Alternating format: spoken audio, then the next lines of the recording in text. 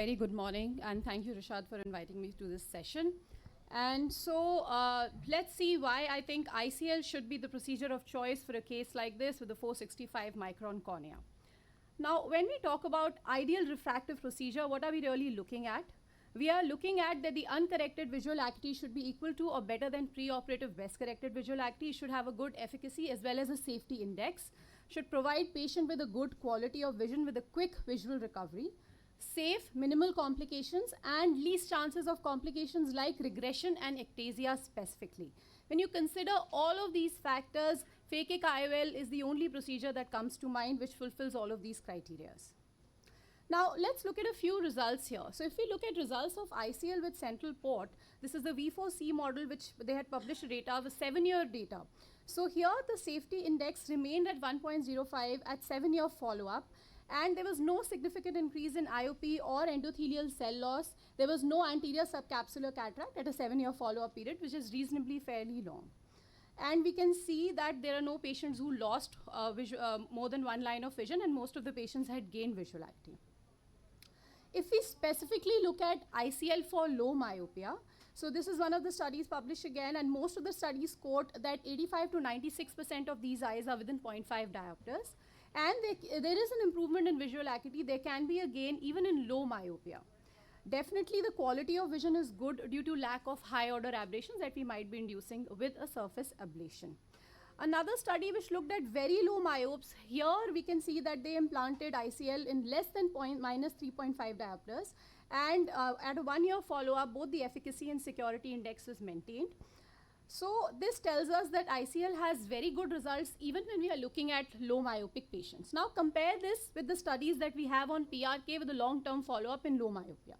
So this is a 10-year follow-up of PRK, and here 42% of the eyes underwent retreatments due to regression, overcorrection, or both. So this is very, very significant.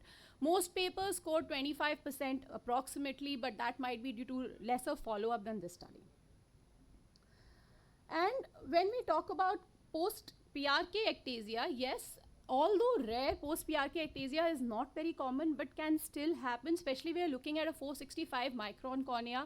We have to draw the line somewhere. We have to have some cutoff or a criteria for which corneal thickness we are going to do a PRK.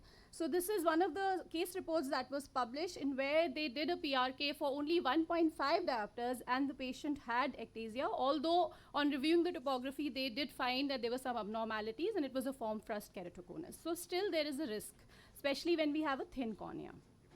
And there is always an issue of post-PRK haze, although it is higher in high myopes, but it can be linked to fibrosis-associated genes, which can happen in low myopia as well. So these patients can also develop post-PRK haze.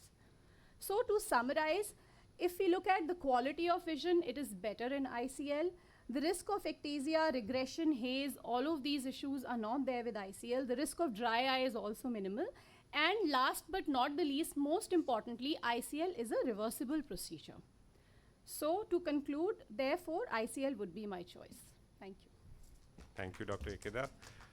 So I'd like to just throw it open to the panel first. Professor Titial, sir, what would your take be, and would there be any role of things like biomechanics or epithelial mapping in taking this decision? Would that help? Or I think first of all, I think we understand this patient wants refractive surgery, some sort of refractive surgery. I think that is the most important part for a surgeon to understand. The patient is adamant to undergo refractive surgery, then your choices will come up. And I understand it is the acceptance of a surgeon, he or herself, to do any procedure, because you have wide range of procedure which can be done for each amount of refractive error. And if I am convinced I am good in PRK, so you will be towards a PRK. If I am convinced I am good in ICL in terms of my results and long-term follow, I might go for a ICL. So first of all, it is the mindset of a surgeon to convince the patient. That will only happen if I accept this.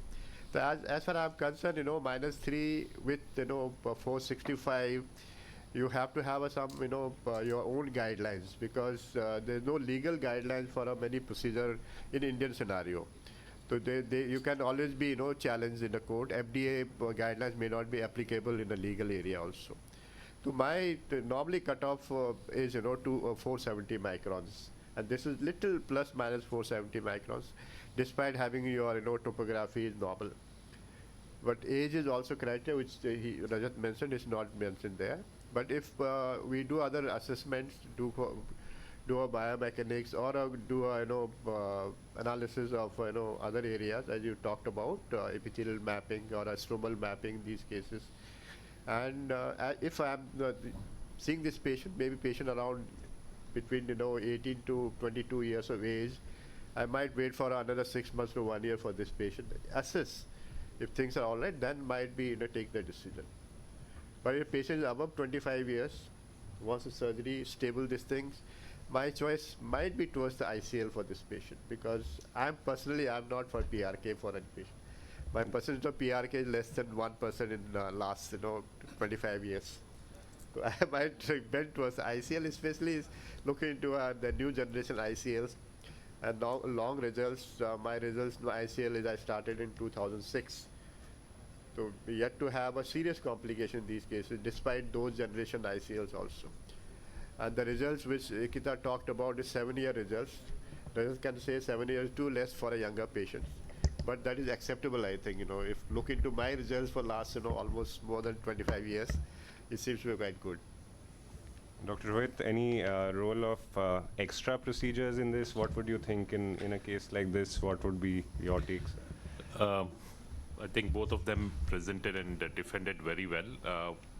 But what I would like to agree on with Dr. Rajat's case, one of our fellows presented a free paper yesterday. We are writing it up.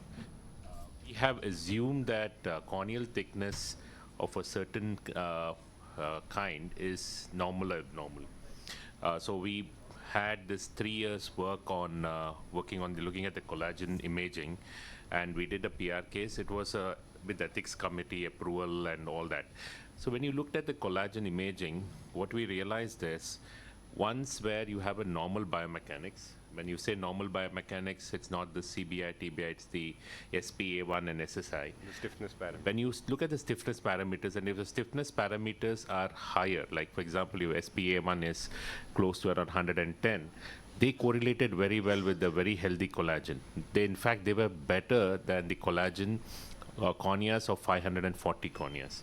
So if you use a little more extra criteria into your assessment, and there are corneas which are thinner and your stiffness parameters are 70 or 80, so that means these are definitely a weaker collagen. So if you use that as your criteria, then I would agree with Rajat that PRK is also an option. But that is something, as Sir said, we don't have anything in the literature to help us with. Even if you're doing a procedures, I take a special consent form which explains that the cornea thickness is thinner, and I have been explained that this is an option, and explained that I have been given an option of ICL. So your regular consent forms may not hold good. So you take a consent form, whether it holds in court of